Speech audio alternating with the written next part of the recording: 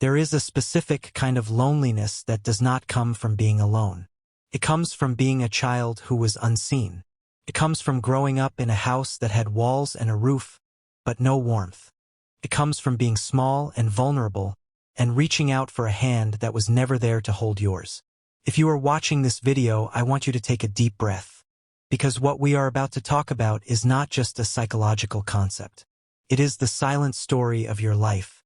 It is the explanation for why you love the way you love, why you hurt the way you hurt, and why, no matter how much you achieve or how old you get, there is a small child inside of you who is still waiting to be picked up. Growing up without love, or with love that was inconsistent, conditional, or cold, shapes a human being in ways that are invisible to the naked eye. You don't walk around with a sign on your forehead that says, "I was neglected." You walk around looking strong. You walk around looking independent. You are likely the person who takes care of everyone else. You are the listener, the fixer, the rock. But deep down, in the quiet moments when the world stops demanding things from you, you feel it. You feel the void. You feel the phantom hunger. It is a hunger for connection that never seems to be fully satisfied, no matter how much you eat, how much you achieve, or how much you do for others. Today, we are going to walk into the sacred space of the unmothered child and the unseen soul. We are going to uncover the 3 profound ways that early emotional neglect shapes your adult reality.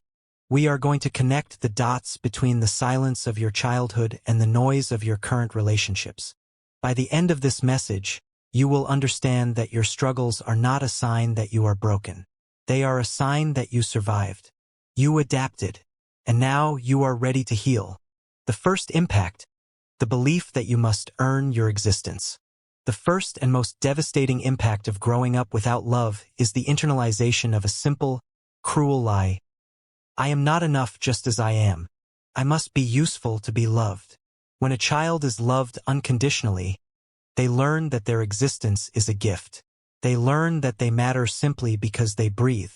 But when a child is ignored, criticized, or treated as a burden, they learn a different lesson. They learn that love is a transaction. If you grew up this way, you likely became a human doing instead of a human being. You learned very early on that if you wanted attention, you had to be good. You had to be quiet. You had to be smart. You had to be helpful. You became the child who never complained, the child who got good grades, the child who became the therapist for your own parents. You learned to read the room instantly. You learned to scan your parents' faces for signs of anger or sadness, and you molded yourself into whatever they needed you to be in that moment to stay safe. And now, as an adult, this pattern runs your life. In your relationships, you are the overgiver. You are the one who does everything. You buy the thoughtful gifts. You plan the dates. You listen to their problems for hours. You exhaust yourself trying to be the perfect partner, the perfect friend, the perfect employee. Why? Because deep down, your inner child believes that if you stop working, the love will stop flowing. You believe that if you have a bad day, if you are messy, if you are needy, people will leave. You have terrified yourself into perfection. But here is the tragedy. Because you are working so hard to earn love, you often attract people who are looking for someone to use. You attract takers. You attract narcissists. You attract emotionally unavailable people who are happy to let you do all the work while they give you crumbs in return. And you accept the crumbs. You accept them because, to a starving child, a crumb looks like a feast.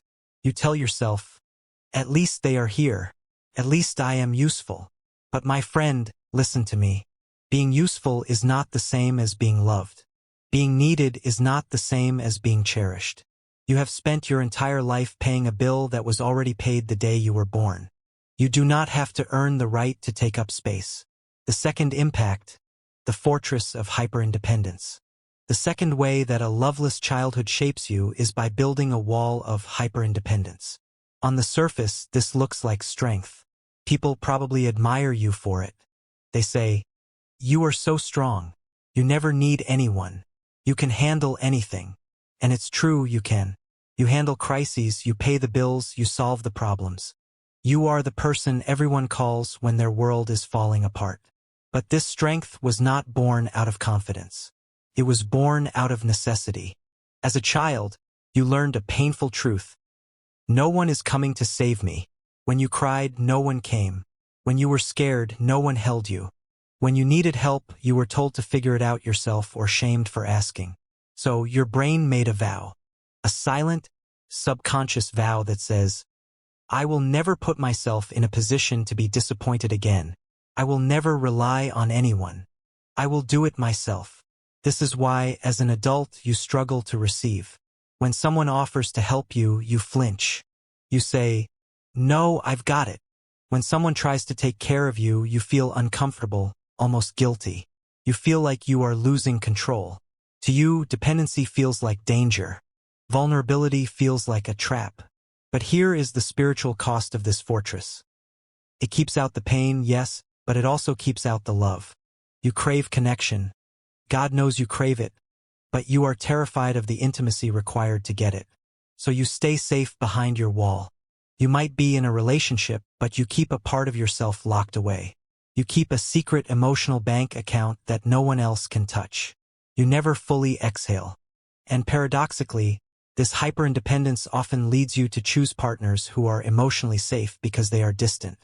You might choose men who are married or who live far away or who are emotionally shut down. Why? Because an unavailable partner does not demand that you take down your wall. They allow you to maintain the fantasy of connection without the terrifying reality of true intimacy. It is a safety mechanism. Your inner child is saying, if I choose someone who can't really love me, I never have to risk being abandoned again, because I never really had them in the first place. The third impact, the addiction to fantasy and the breadcrumbs of hope. This leads us to the third, and perhaps most painful impact, the addiction to potential. When you grow up starving for love, you develop a vivid imagination. As a child, you likely retreated into your mind. You created fantasy worlds where you were seen, where you were special, where you were loved. You learned to live in the what if instead of the what is. As an adult, this survival skill becomes a trap in your love life. It is called limerence. You meet someone, and they give you a tiny scrap of attention, compliment, a look, a moment of warmth, and your hungry inner child takes that scrap and builds an entire castle out of it. You don't fall in love with who they are. You fall in love with who they could be if they would just heal, if they would just change, if they would just see you. You become the architect of their potential. You make excuses for their bad behavior. He didn't mean it. He had a hard childhood too. He loves me, he's just scared. You project your own capacity for love onto them. You think, if I love him enough, I can fix him. And if I fix him, he will finally be the one to love me back. This is the ultimate attempt to heal your childhood wound. Your subconscious mind thinks, if I can get this emotionally unavailable man to love me, then I will finally prove that I was lovable all along. I will rewrite the ending of my story with my parents. But my friend, this is a game you cannot win. You cannot love someone into loving you. You cannot heal someone who does not want to be healed. And you cannot use another person to fill the hole that your parents dug in your soul. Living in potential is living in a delusion. Keeps you stuck in waiting rooms for years, waiting for a train that is never coming. Keeps you addicted to the highs and lows, because to your nervous system, chaos feels like home and peace feels boring. You mistake anxiety for chemistry. You mistake the chase for passion. But real love, the kind of love you truly deserve, is not a chase. Real love is calm. Real love is boring in the most beautiful way. Real love is a nervous system that can finally rest. The path home, reparenting the inner child. So, now that we have turned on the lights in the dark room of your past, what do? How do you heal a wound that was inflicted before you even had words to describe it?